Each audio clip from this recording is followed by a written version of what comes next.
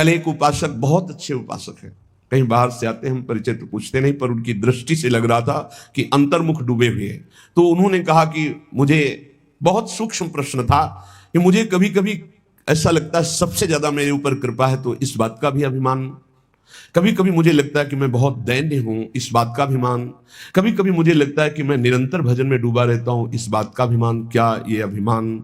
और आपके मुख से सुना है कि अभिमान होने पर भगवान की ऐसी प्रतिकूल लीला होती है, तो मुझे डर लगता है कहीं ऐसा ऑपरेशन ना हो जो मैं सह ना पाऊं। मुझे बहुत डर लगता है, हमका बना रहना चाहिए। अगर ये डर बना रहेगा तो अन्य कोई अभिमान, यद्यप उनके बहुत पवित्र अभिमान है, कोई निंदनीय अभिमान नहीं है, पवित्र है कि हम पर अपार कृपा भगवान की, हमारे अंदर बहुत दैन्यता है, हम निरंतर भजन में लगे रहते हैं, बहुत पवित्र अभिमान पर है तो ना। अब ये जब तक है तब तक वो रो रहे थे, अश्रु प्रवाह हो रहा था, बहुत अच्छे साधक है, बहुत बड़ी कृपा है। तो हम कहा जाओ, जैसे पुण्य वर्णन करने से नष्ट हो जाते हैं, ऐसे आज आपने वर्णन कर दिया, अब आप अंदर से देखना जा करके कि अभिमान ढूंढने पर भी नहीं मिलेगा। आप देखना, इसको खुद आप देख लेना, क्योंकि हमारी लाडली जी के दरबार की एक अद्भुत महिमा है।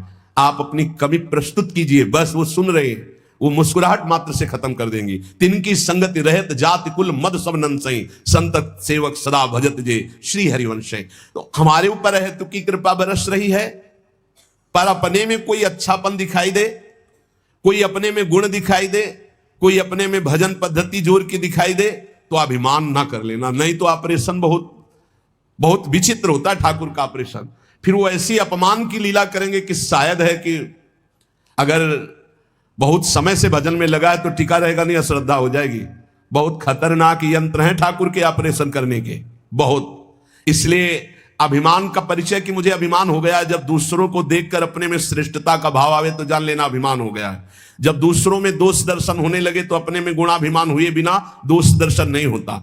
इसलिए यहां कह रहे भगवान की हेतु की कृपा हमारे ऊपर है, पर अपने में कोई अच्छापन दिखाई दे, अपने में कोई गुण दिखाई दे, अपने में कोई भजन भाव ज्यादा दिखाई दे, तो भगवान से प्रार्थना करते रहना कि प्रभु अभिमान ना होने पावे, नाथ बचा लो, ये अभिमान ना होने पावे। नहीं तो जहां अभिमान हुआ तो फिर प्रतिकूलता की लीला होगी, और प्रभु अच्छे अच्छे कांपते उनकी प्रतिकूलता की लीला की, बड़ी प्रतिकूलता की विचित्र लीला है। वही सहमे तो सह जाए, नहीं तो बातें बनाना अलग बात है।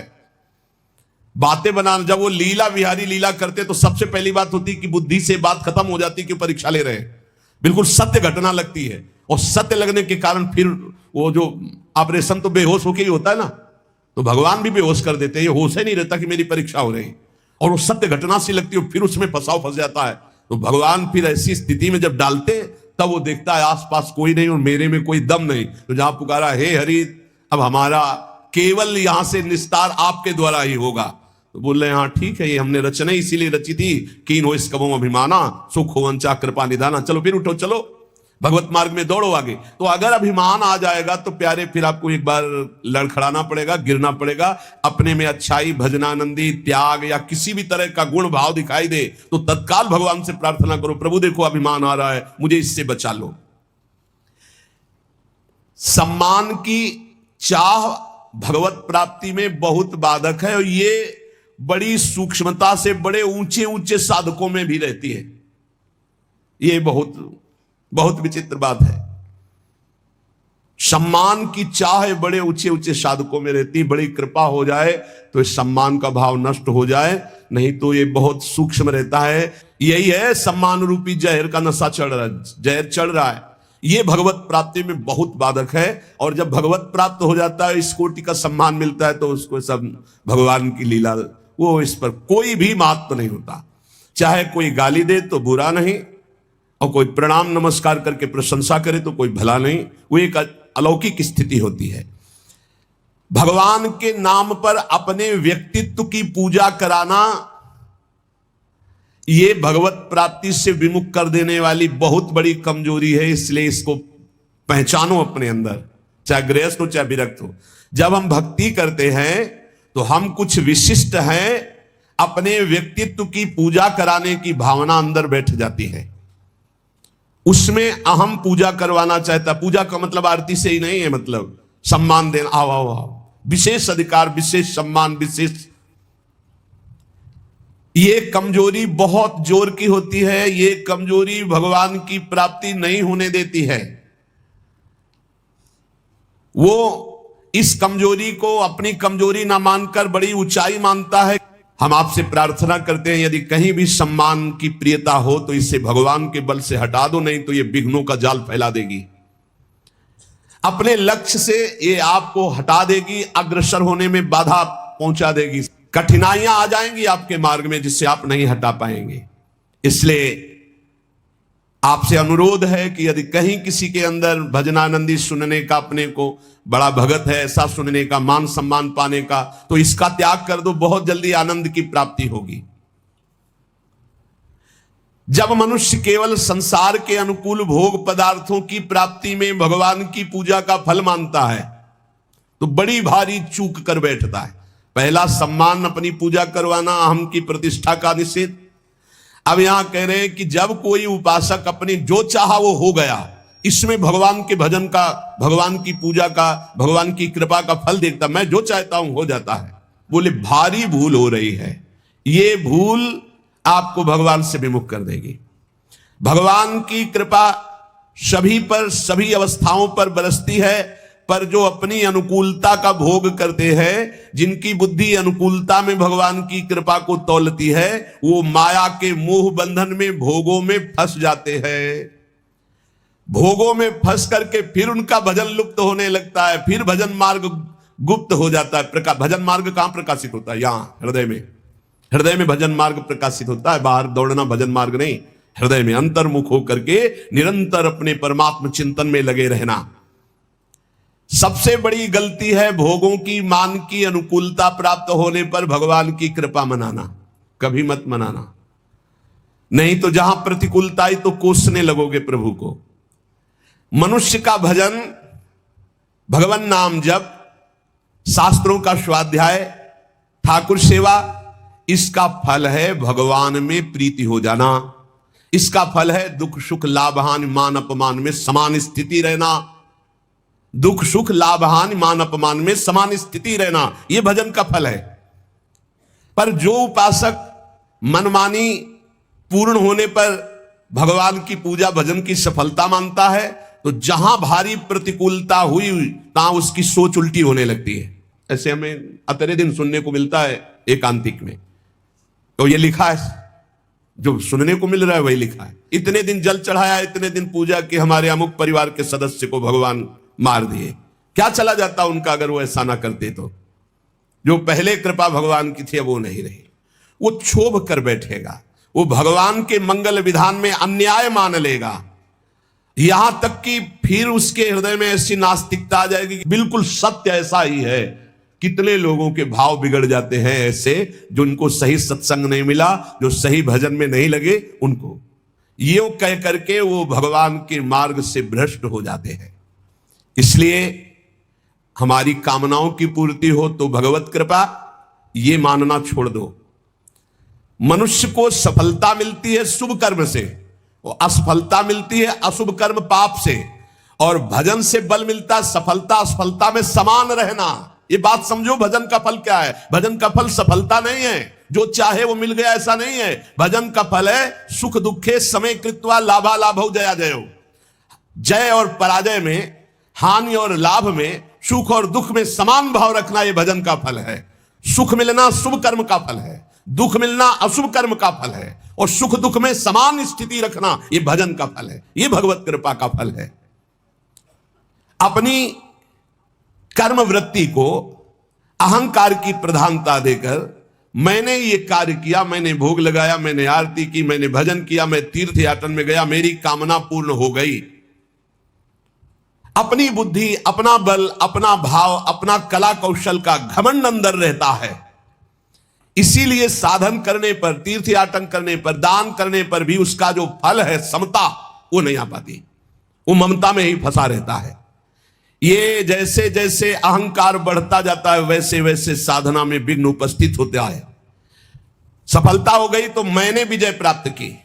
ये जो थोड़ा साधन करने पर अपनी सफलता दिखाई दे तो रोना चाहिए, हमने जो सोचा वही हो गया। बहुत खतरा, खर्चा हो रहा है भजन तुम्हारा जो भगवत प्राप्ति के लिए। सफलता मैंने प्राप्त की, अपनी बुद्धि का बल, अपनी बुद्धि का कला कौशल घमंड, ये परमार्थ से भ्रष्ट कर देता है। तो भगवान को प्राप्त करने के लिए उपासक को चाहिए कि भगवान कामना आवे तो एक तो कामना ना करे, अगर आवे भी तो भगवान से ही बहे, वो कामना समर्पित करते हुए ये प्रार्थना करे कि प्रभु मंगल भवन, ये कामना आई है, यदि आपके भजन में सहायक हो तो पूर्ण कर देना, और भजन में यदि बाधा करने वाली हो तो कभी पूर्ण ना करना।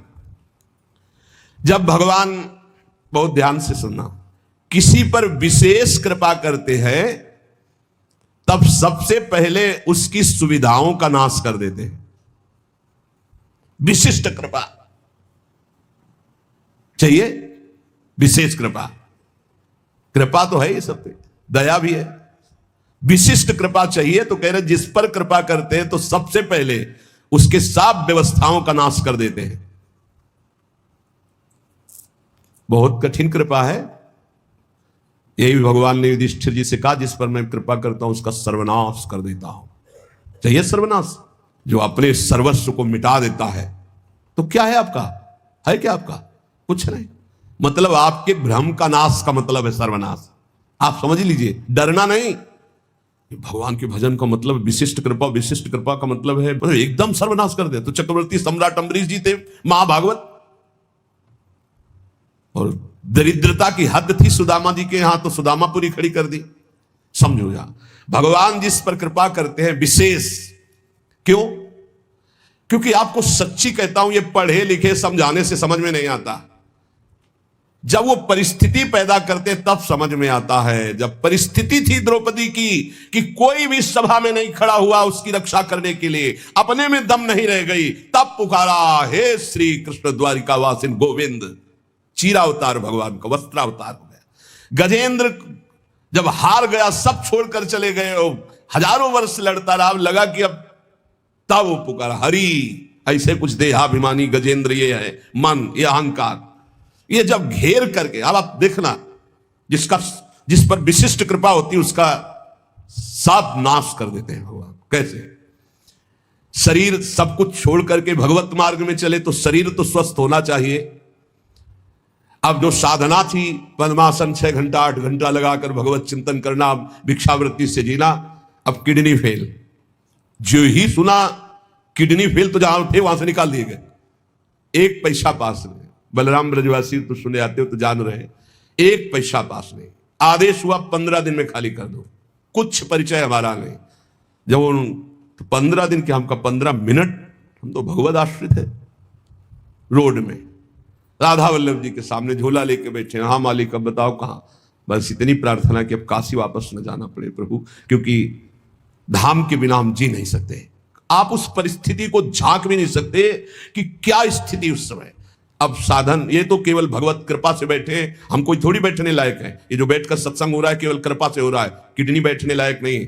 वर्तमान में इस समय जैसे आग रखी हो ऐसे जल रही, पर उसका भान केवल श्री जी के प्रताप से नहीं, फेल किडनी से ऐसे नहीं बैठा जा सकता। इतनी देर बैठ करके प्रवचन किया जा सके, ये नहीं, ये सब अलौकिकता केवल कृपा से हो रही। सर्वनाश स्थिति, स्थान हटा दिया गया, शरीर अस्वस्थ, घोर अस्वस्थ, व्यवस्था पूरी भंग। अब लगा एक, अभी हम समझते थे हम शरणागत हो गए, बचपन से शरणागत हैं। शरणागति बचपन से शुरू हुई, आत्मसमर्पण, और वो होते होते होते होते तब समझ में आया कि अब आत्मसमर्पण पूर्ण हो रहा है। कैसे पूर्ण हो रहा है? अब कुछ नहीं बचा। शरीर का भरोसा गया कि साधना नहीं हो सकती, कोई कहीं कोई अपनापन नहीं। एक एक ऑपरेशन इतने आराम से हुआ कि हम तुम्हें कैसे बताएं। आराम, हर हमें कभी लौट कर जिंदगी में जन्मभूमि नहीं गए। जिस दिन से निकले आज तक, कानपुर अस्पताल में गए थे, कानपुर से तो बहुत दूर ग्राम, कभी नहीं गए, लेकिन एक आशा, एक छोटी सी झीनी रेखा आशा की, कभी तो है ना भगवान, उसका भी कोई नहीं दे रहा। तो वृंदावन, वृंदावन, हमें तुरंत ले चलो वृंदावन। वृंदावन आए और उसी समय से प्रण लिया, ये प्राण, ये जीवन वृंदावन को समर्पित है। बस एक टूटी सी छत के नीचे हमें हितधाम में रहने को मिला। वो पत्थर टूटे, कभी भी गिर सकते थे। ऐसे छोटी सी, सीधा लेटो तो पैर नहीं, दीवार में ऐसे थोड़ा सिकुड़ना पड़ेगा, और अगर ऐसे लेटो तो बस पैर फैला के एक बीता, बस इतनी, आगे कोई बारंडा नहीं, आगे कोई, वो तो बाद में। ऐसा कष्टपूर्ण जीवन। अब वो आर्त भाव अंदर से जो प्रकट हुआ, हे प्रभु अब तो मैं किसी काम का नहीं, वहीं से बात बन गई। साधना में तो सब चल, लेकिन जो शरणागति की बात आई, जो ठसक की बात आई, जिस ठसक में आप लोगों को हम कहते हैं भगवत प्राप्ति, ये जो हम बोलते हैं ना, ये केवल बोलते ही नहीं है। हाँ, ये बोलते ही नहीं है, बहुत बढ़िया मजबूत नौका मिल गई, खेवैया बहुत चतुर है, आज तक उस खेवैया की नाव में बैठने वाला कोई डूबा नहीं। श्री हरिवंश प्रताप नाम नौका, निज खेवक भवसागर सुख तरत निकट, हरिवंश जो सेवक। यहां बहुत समझ के, जहां जहां हमारी आसक्ति है उसका राग नष्ट होगा, पक्का पक्का नष्ट होगा। जहां हमने सोचा कि ये मेरा है, वही मेरी प्रियाजू ने ऐसा ऑपरेशन किया कि पूरा गुणा लगा दिया और दिखाई दिया कि नहीं नहीं, ये भूल मत कर, तू किसी का नहीं, तेरा कोई नहीं। भगवान जिस पर विशिष्ट कृपा करते हैं उसके सब सुविधाओं का, ऐश्वर्य का, संबंधों का नाश कर देते हैं। एक बार वो तड़पता है, रोता है, दुखी होता है, जैसे ऑपरेशन, बस ये ऑपरेशन है, सीधे समर्पित हो जाओ। नहीं, अगर वो समर्पित करवाना चाहते ना तो बड़ा ऑपरेशन होगा, मेजर ऑपरेशन, छुटपुट ऑपरेशन नहीं होता, मेजर ऑपरेशन होता है। और इस ऑपरेशन के बाद जो स्वस्थता होती है वही आप देख रहे हो। जो ऑपरेशन हुआ ना, उसकी जो हमारी रोग निवृत्ति हुई, अहम की स्वस्थता जो देख रहे हो वही है। ये जो कुछ देख रहे हो ये वही स्वस्थता है, उसी ने निहाल कर दिया। शरणागति कमाने में बहुत घाटे में थे, और जब हो गए उनके तो पूरी प्रॉपर्टी के अधिकारी हो गए। कुंज महल की टहल सुख, संपत्ति दंपति पाई है। ये दंपति रूपी संपत्ति, श्यामा श्याम हमारे कुंज महल की टहल सुख, दंपति संपत्ति पाई है। जैसे रूप लाल हित प्रीति सो, जो 84 गाई है। श्री प्रियालाल के गुण गायन, प्रियालाल के आश्रित, प्रियालाल के नाम जप, प्रियालाल की सेवा, अपार सुख मिल गया केवल शरणागति पुष्ट होने पर। ये कभी नहीं होता, न साधन का, अहंकार का कोई गुंजाइश नहीं। क्या साधना, मरा हुआ आदमी उससे जो करवा रहे। अब हम कह सकते हैं कि हम प्रवचन करते हैं, ये बोलने की क्षमता नहीं, प्रवचन क्या करते? तो श्री जी करवा रही, स्पष्ट हम देख रहे हैं। हाँ, वो वहां से बटन दबा रहे, बस हो रहा है, बस हो रहा है, बस ऐसा। सुनो, जिस पर विशिष्ट कृपा करता हूं उसका सर्वनाश कर देता हूं। कहीं कोई आश्रय न साधना करे गया, न व्यक्ति करे गया, न वस्तु करे गया। बड़ा विचित्र खेल होता है, बड़ा विचित्र खेल प्रभु का।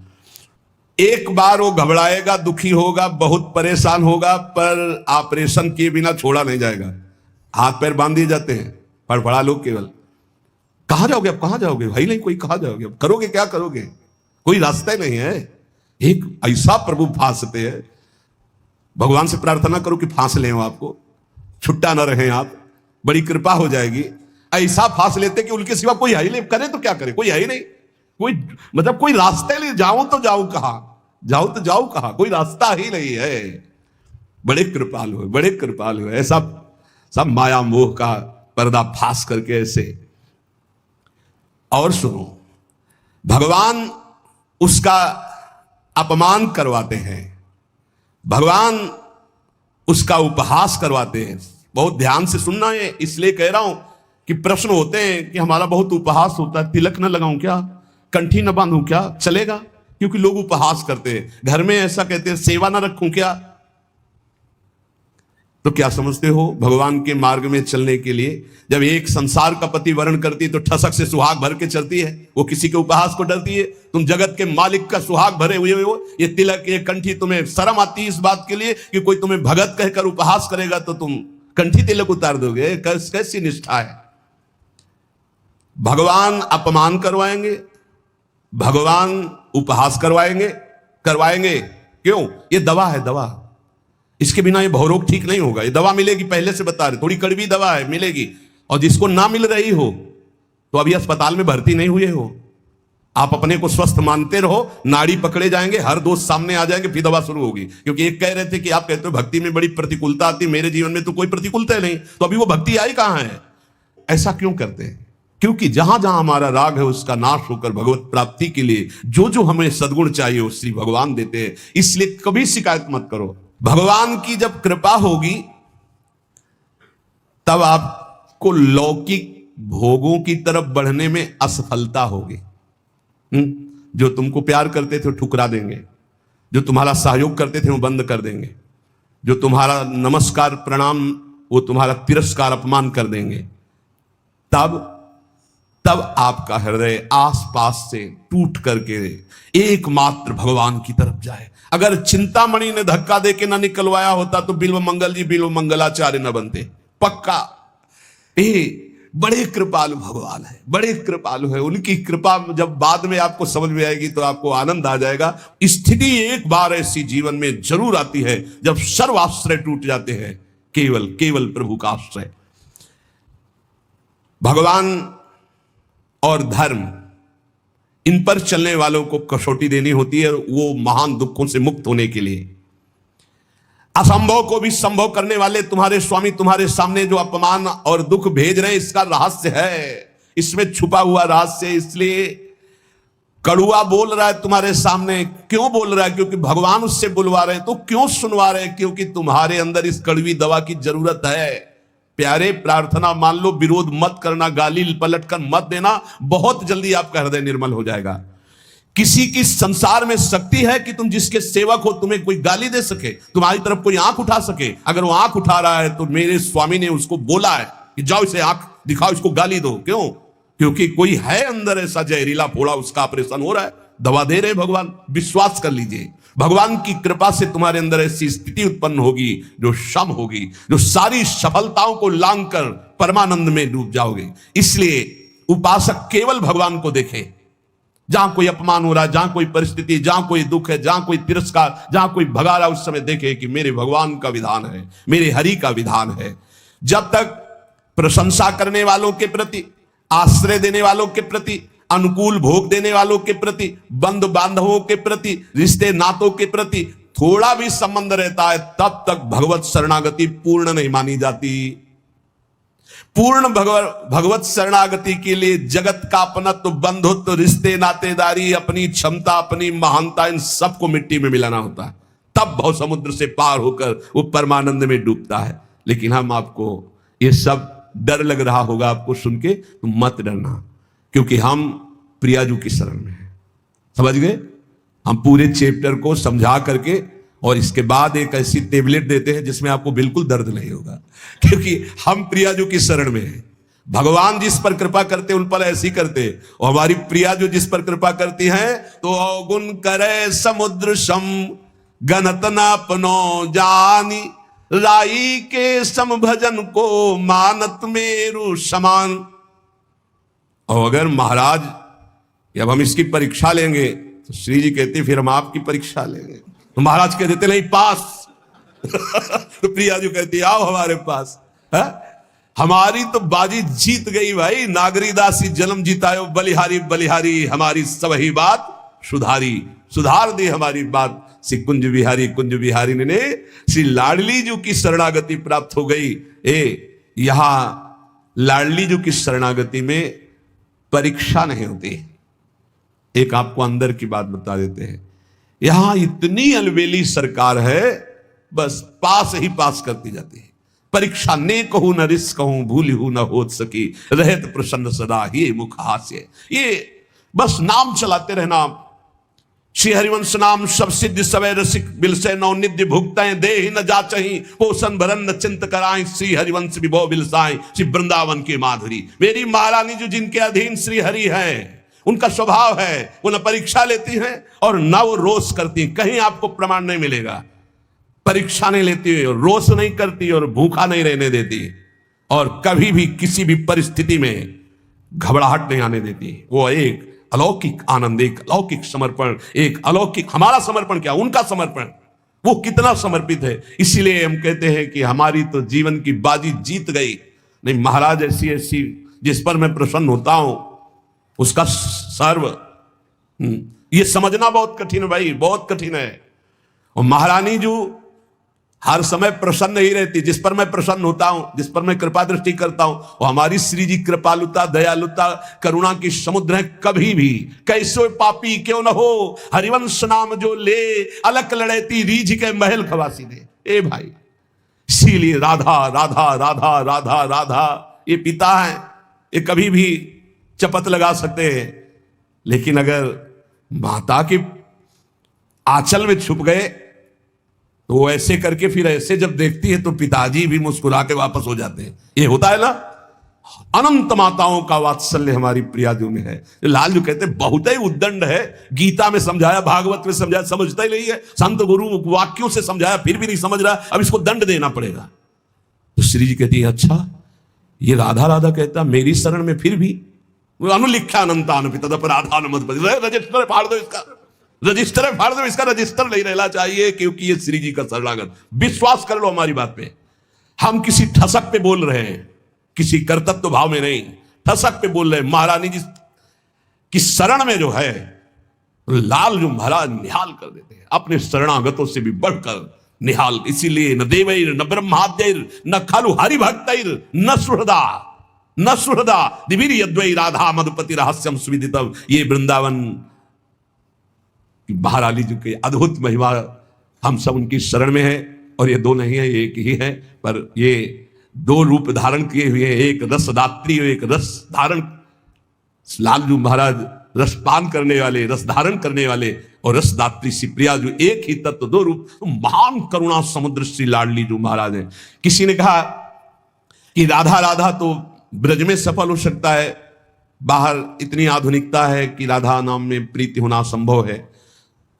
यदि आप ब्रज से संबंधित नहीं हो तो राधा नाम सुनने को ही नहीं मिलेगा, राधा नाम का परिचय ही नहीं मिलेगा। और अगर परिचय मिल गया तो जहां भी हो आप, आपका संबंध हो चुका है राधा नाम से, आप खुद देख लेना इसका प्रभाव राधा नाम का। निरंतर राधा नाम रटने का अभ्यास करो, श्री जी की शरण में रहो, महाराज की हिम्मत नहीं की परीक्षा ले सके। भगवत मार्ग में चाहे वो गृहस्थ हो या विरक्त, गृहस्थ है जिससे पाणी ग्रहण मात्र किया उससे, विरक्त है तो संपूर्ण चराचर जगत में अपने इष्ट का भाव रखते हुए चलना है। नहीं तो अति दुर्वारा इंद्री वैरिण आमर्दयंती सततम माम। देखो जब अच्छा साधक कहीं गड़बड़ हो जाता है तो वो अपने जीवन को ही नष्ट कर देता है। ये अपने वृंदावन की बात है कि उधर पानी घाट की तरफ कोई साधक एकांतवास करता। अभी हमसे कल प्रश्न हुआ कि नए साधक को एकांतवास करना चाहिए या सत्संग साधु समागम। तो हम कहा नए साधक को सत्संग साधु समागम करते हुए थोड़ा समय एकांतवास करना चाहिए। जैसे आप आ रहे तो घंटे 2-4 घंटे 6 घंटे आपका एकांत में कमरे में भी, और हर समय आप घेरे के अंतर्गत हो। अकेले रहने में, वो भी साधक को साधन में एकांतवास बहुत सावधानी का करना है। मोबाइल तो बहुत ही घातक है, बहुत ही सहायक है। अगर मन चंचल हो रहा है आप सत्संग लगा लो, मन चंचल को शांत कैसे करें, सैकड़ों सत्संग इस विषय के पड़े हुए हैं। अगर आप सावधान नहीं तो फिर मन चंचल होकर विषय सेवन में ले जाए। अब वो रोज मोबाइल का गलत प्रयोग देख रहे थे, उनको घृणा हुई अपने जीवन से और उन्होंने अपना जीवन शांत कर लिया। यही वृंदावन में क्या फायदा हुआ? जीवन शांत होने से क्या भगवत प्राप्ति हो गई? अगर सत्संग मिलता होता तो कम से कम इतनी हिम्मत तो हो जाती कि मोबाइल को ईंट से कुचल देते। अपने को क्यों शांत किया? अपने को तो आप सुधारा जा सकता है, अपने को तो बचाया जा सकता है विषय सेवन से। इसलिए बहुत सावधान, नहीं कभी आपका मन जो गलत मार्ग में शिक्षा दे रहा वही आपको नष्ट कर देगा। बहुत सावधान। कलिकाल है ऐसा, यंत्रों में एक क्षण में आप संसार की गलत बातें देख सकते हैं। वो बहुत बुद्धि को नाश करने वाला है, बहुत बुद्धि। छोटे छोटे बच्चे बताते हैं कि हमारी दुर्दशा इससे हो गई। इसलिए कंदर्प शविष विषखैर निरवधि मम दैह मानस्य। जब कोई किसी माता बहन की तरफ या विपरीत शरीर की तरफ देखता है तो कामदेव उसी समय विशिख अपने बाणों का संचार करता है। हाय कैसे उसे शांति मिल सकती है जिसके हृदय को काम ने बेध दिया है, क्योंकि सतत चिंतन उसका चालू हो जाता है और बड़ी दुर्दशा हो जाती है, बड़ी दुर्दशा हो जाती है। मतलब इतना दुर्दशा और किसी विकार से नहीं होती जितनी काम विकार से होती है। इसलिए गोस्वामी जी ने भगवान से प्रियता के लिए मांगा है, काम ही नारी प्यारी जिम लोभी जिम प्रियदाम। तो उपासक सावधान रहे। आज सत्संग में श्रीपाद प्रबोधानंद जी ने खास तौर से वृंदावन की बात बताई कि यहाँ ये नित्या निर्विकारा निरवधि गुणाहा प्रपंच से ऊपर उठा हुआ महापुरुष निष्प्रपंचाहा समस्त दोषों से रहित भगवत अनुराग से युक्त होकर प्रिया प्रीतम की दिव्य केली को देखता है। यहां कैसा भी दुष्ट स्वभाव का आ जाए उसे भगवत प्रेम मिलता है। पर उपासक को यहां रहते हुए ये सावधानी करनी कि वर्तमान में कभी हमारा कोई विपरीत संयोग, शरीरों का आकर्षण हमें नष्ट न कर दे, क्योंकि प्रिया प्रीतम की महान प्रेम भूमि है। अपने को इस बात के लिए संभालना है। बहुत जन्म हम लोग गिरते रहे, बहुत जन्म पतित होते रहे, अब थोड़ी हिम्मत कर ले, भगवत मार्ग में थोड़ी हिम्मत से चल ले। 2 मिनट संतवाणी हम लेंगे, क्योंकि इसी प्रसंग से मिलते हुए वचन महापुरुषों के हैं। उपासक को सावधानी ये रखनी है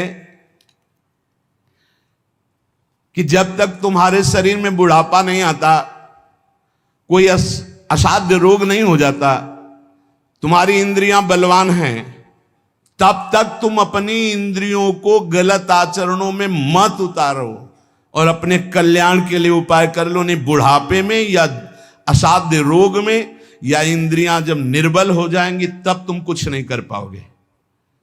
जो मनुष्य दूसरे प्राणियों के शरीरों की हिंसा करके या हिंसा करवा के या हिंसा का अनुमोदन करके अपने शरीर को पुष्ट करता है, जैसे पशुओं को लाके काट के फिर खाना, बोले हम काटते तो नहीं, दुकान से ले आते हैं। तो दूसरा, हम लाते भी नहीं है, मंगवा लेते हैं।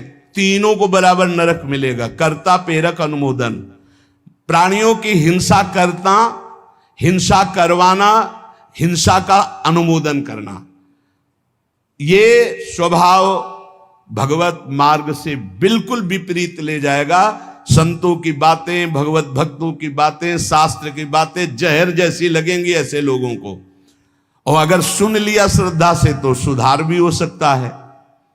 किसी भी तरह से किसी भी जीव को मार करके खाना जो हमारे शास्त्र के विरुद्ध है, वो तुम्हारे लिए हिंसा बहुत बड़ा पाप होगा। जीव तो सब में है, जीव बिना जीवे नहीं। मूरी में भी जीव है, गाजर में भी जीव है, आलू में भी जीव है, अरहर के पेड़ में भी जीव है, उर्द के भी पेड़ में, गेहूं के भी पेड़ में, लेकिन वो हमारे खाने के लिए शास्त्र सम्मत है। लेकिन ये दूसरे अन्य जीवों के मारकर खाने की बात मानव शरीर के लिए नहीं, राक्षसी भाव के लिए, जो राक्षस है उनके लिए है। संसार में जितने भी जीव हैं, मन से, वचन से, शरीर से जब किसी को दंड नहीं दिया जाता तो अपने सारे पाप नष्ट होने लगते हैं और उसे कोई भी दुख भोगना नहीं पड़ेगा। उसके दुख देने वाले पाप कर्म 6